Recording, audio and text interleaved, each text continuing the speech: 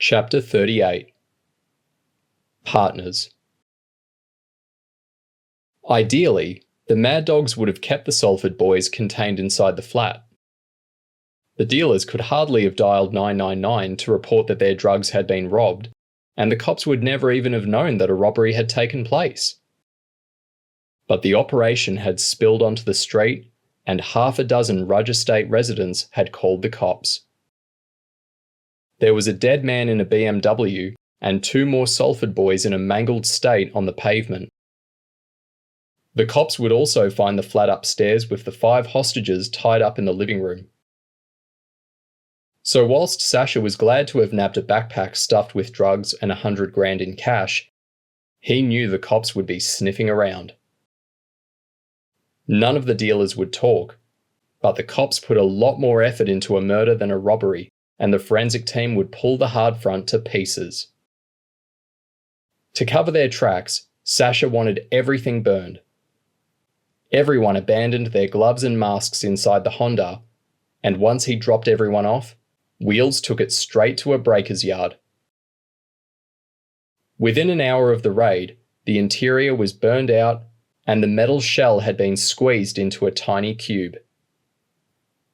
Once he got home, Wheels would clean up the guns and drive them 60 kilometres to an industrial unit where Sasha stored equipment used in robberies. Calvin was the only gang member who'd gone unmasked and ungloved inside the hard front, and this made him vulnerable. He'd been in prison, so the cops would have a sample of his DNA, and they'd pull him in for questioning if they detected it. But Sasha looked after his own, and Calvin would be protected with an alibi. Calvin could easily claim that his DNA was in the flat because he'd been there to visit a friend, and Sasha would fix things so that he could say he was doing a cleaning job at a local betting shop at the time the robbery was taking place. The betting shop was owned by one of Sasha's cousins, and they'd fake the surveillance videos inside the shop with the proper date stamp and everything. The cops probably wouldn't believe it, but a jury would almost certainly give him the benefit of the doubt. As a final precaution, James, Bruce, and everyone else involved in the raid was ordered to put their outer clothes and shoes into bin liners as soon as they got home. The bags either had to be burned or dumped in a communal bin at least 3 kilometres from where they lived. Obviously, James and Bruce didn't want to lose their clothes, including their nanotube reinforced tops, so they gave them to Chloe to take back to campus. By noon, James was exhausted.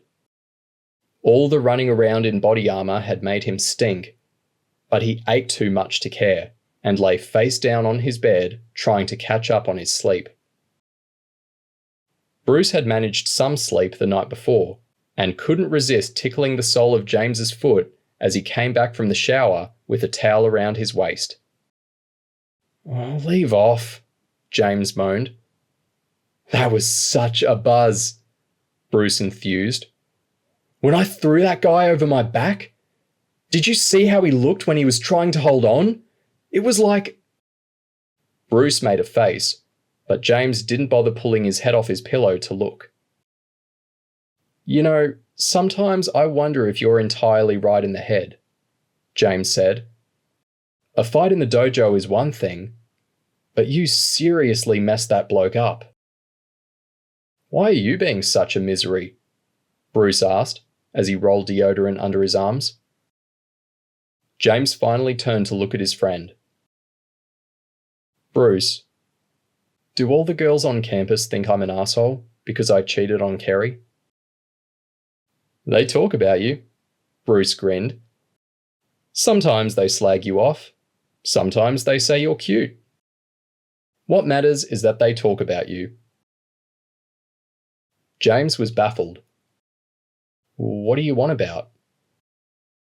"Haven't you ever noticed that girls only talk about guys they fancy?" Bruce explained. "They might be bitching or slagging you off, but they only talk about guys they like." "I'd never thought of that," James nodded. "It's guys like me who have to worry," Bruce said as he pulled on a pair of jeans. I'm skinny, I'm ordinary looking, and I don't get sixth form girls jumping on me in bathtubs. So don't go moaning to me about, do the girls on campus like me? Because you've probably had more girlfriends already than I'm going to get in my whole life. You just need more confidence, James said, taking pity on his friend. And you've got Kerry now. I mean, I don't get on with her these days, but she's still hot. I am still a bit amazed that she's my girlfriend, Bruce admitted. Anyway, James said, I'm thinking about me and Kerry, and my cheating on her was like a wedge between us. I could never really look her in the eye because there were all these lies in the background. I don't want it to be like that with Dana. Bruce's eyebrows shot up. You can't tell her that you boffed Lois. She'll kill you. James shrugged. I think I have to. But what if she dumps you? Well, hopefully she won't, James shrugged. I mean, Dana's different to Kerry. I think she'll be okay if I explain exactly how it happened. She might even appreciate me being honest. Bruce laughed. If you're lucky, she won't dump you. But I wouldn't bank on her appreciating it. There was a gentle knock, followed by Michael's head coming around the door. Hey, he said. Mind if I come in for a second? James and Bruce weren't supposed to associate with Michael, but as the mission had gone on, they'd become slightly more relaxed. And as they all lived at the zoo, it wasn't unnatural that a casual friendship should exist between them. Have you spoken to Gabrielle lately? James asked as he rolled onto his back. Just this morning. She's doing great, Michael said, wafting his hand in front of his nose as he looked at James. So, is not washing some kind of new fashion statement for you white boys? James tutted. I'll take a shower in a minute. And who are you calling white boys? Bruce demanded. You're spending too much time with your Jamaican friends. At least I didn't call you honkies. But you're right. I'm going to have to watch myself when I get back to campus. I said that Gabrielle was my bitch in front of Maureen and Chloe the other day. So is this a social visit, or what? Bruce asked. Chloe's heard all about your little shootout this morning, but she's not happy because you haven't briefed her yet. And I think I let it slip that you'd both been back for over an hour. Oh, what's her problem? James moaned. We've got phones. She could have rung us. She didn't want to call until she was certain it was safe for you to talk. Oh well, James said as he sat up. Bruce, can you call her while I'm in the shower? Great, let me get yelled at, Bruce said. It's good news about Simeon Benteen, Michael said. Have you heard the latest? James shook his head. Not since last night.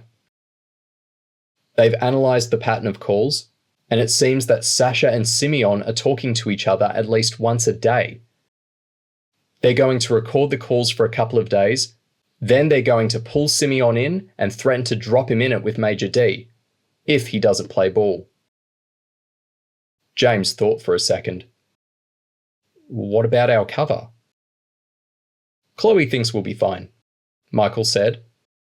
There's several different ways that the cops might have tracked the calls, and while Sasha's been changing his phone regularly, Simeon's had the same one for over 6 months. It's even registered in his own name. James shook his head. Unbelievable.